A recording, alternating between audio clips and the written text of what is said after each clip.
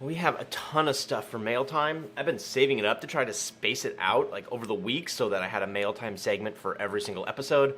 But it's just become too much and I need to put it away. My whole living room has become cluttered and it's time to just organize it and move it out to the garage. So we're gonna do all of the mail time stuff that I haven't opened yet. So let's see what we got. I know exactly what this is. Can anybody guess? These are the long 4-foot segments. It's just Schedule 40.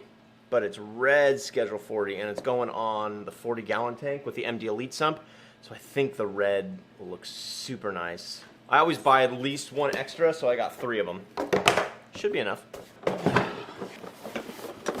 Cool. I like Schedule 80 when it comes to fittings, tees, all that stuff because I like the color. So I got all my Schedule 80 fittings, plumbing gear, silicone.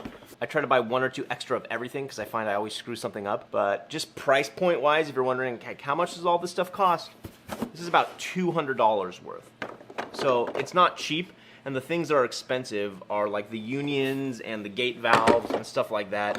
Schedule 80 T's and elbows are only like, a few bucks. So I got this mystery box in the mail, actually 2 mystery boxes. And I was like, what the heck is it? Because I didn't order anything.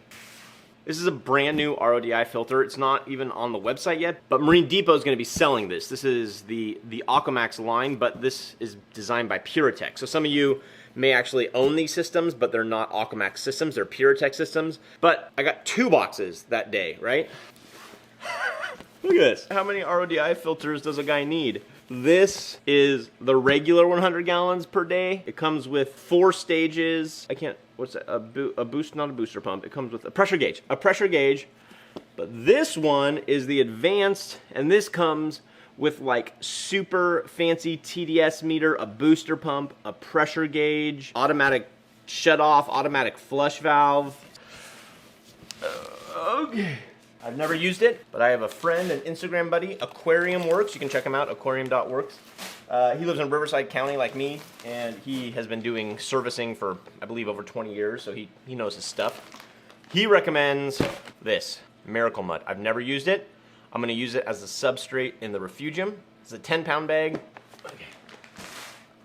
Rubble Zone. Yes, I think this is going to be really helpful for like denitrifying, but I don't have a nitrate problem, so I'm really going to use this for a home for my copepods that are coming next week, and not only that, but as a place to attach my macroalgae to. So I got a whole thing of Rubble Zone, a 1-inch Schedule 80 gate valve, definitely the most expensive plumbing piece out of everything, but if you're going to be doing a bean animal or a Herbie style overflow, which I'm going to be doing a Herbie, essential. These gate valves are so much better at accomplishing a silent overflow than a ball valve because you can do really micro adjustments. Worth the money, spend the money on them. Seriously, they're good. Oh, brand new, I'm excited. Ready? Ice Caps Pod Hotel. I really want to populate my 120 gallon, so we are going to put this down in the refugium, and then I don't know how often, maybe once a week, maybe once every other week, we're going to pick it up and place it in the display tank, give it a little shaky to give the fish some food and also to hopefully populate these in the display tank as well. I've used it before. I'm going to add this along with the rubble rock, which I already showed you, and this is going to go down into the new refugium section. Good for denitrating, but I think also will provide a good home for copepods. 1-inch plastic hose clamps. By the way, if you've ever tried to find these at a big box store, it is impossible. Like, nobody sells these. They only sell metal hose clamps. So I recommend, if you're doing your own plumbing job or you're setting up a new tank, just buy a butt ton of these, and they're so cheap. Buy them in different sizes and just store them up because you want to use these anywhere there's salt water because the metal ones will corrode over time. What's in here? I have no idea. Brightwell's microbacter quick cycle for fishless cycling.